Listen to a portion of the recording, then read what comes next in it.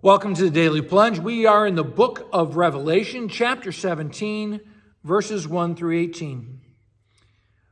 One of the angels with the bowls of plagues says to John, "Come and I'm going to show you this punishment that the plagues are reaping upon the great prostitute." Now, one of the questions we need to ask is why does John speak in all this hidden language, right? And you have to remember that Rome did not endorse, freedom of speech. In fact, throughout the centuries, various regimes have had a cancel culture of silencing the message of the church, of the witness of the gospel.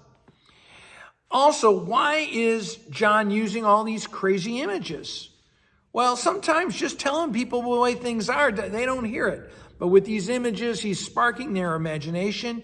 And we need to understand as listeners of the book of Revelation that when John wrote this, he expected his listeners, his readers, to understand that. That's why it's so important for us to study the book of Revelation and to read the rest of Scripture to have a better understanding of it.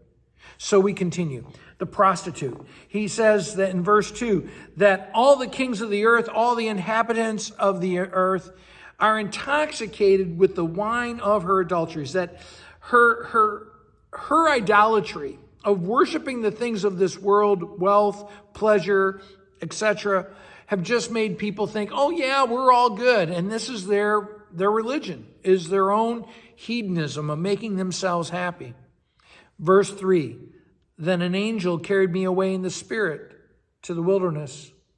So often we need to have some distance between ourselves and the idolatry of this world, to get out of the big city bright lights, to see what's really going on.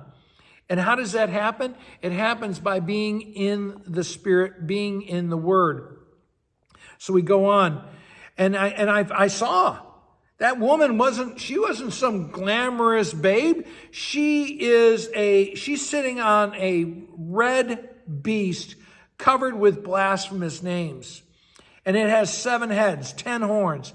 And she's dressed in purple and scarlet. Now, one of the things to know is that purple and scarlet back in those days required blood to make those colors stick. And that's what exactly she is, right? She is drunk on the blood of the martyrs. And she's got all kinds of glittering bling. And yet she's holding a golden cup. And what's filled with that golden cup? It's filled with abominable practices. It's filled with filthy adulteries and idolatries. And it's poison. This is a cup of poison. So we talk about the cup of wrath that God has. She's got a cup too, and it's not filled with something pleasant. It's poison. So he goes on. She's got this name tag on, right? Babylon the Great. And the inhabitants of the earth are all astonished by her. But when I saw her, I was astonished. And the angel says, why? Because she's going to be thrown into the abyss. She's going to be overcome by the very kings that she empowered. They're going to seek her power and they're going to tear her down. And they will attack her. And the very things of this world are going to be used against the world of sin. And they will usurp her. And God uses their own evil activities to attack evil. And these kings give themselves over to the beast. The maddening wine is the hatred that they have of God, the spiritual delusion, and that the politics of this world, the commerce of this world, is more important than what God has for us. Now, I went long, but thanks, friends. Have a blessed day.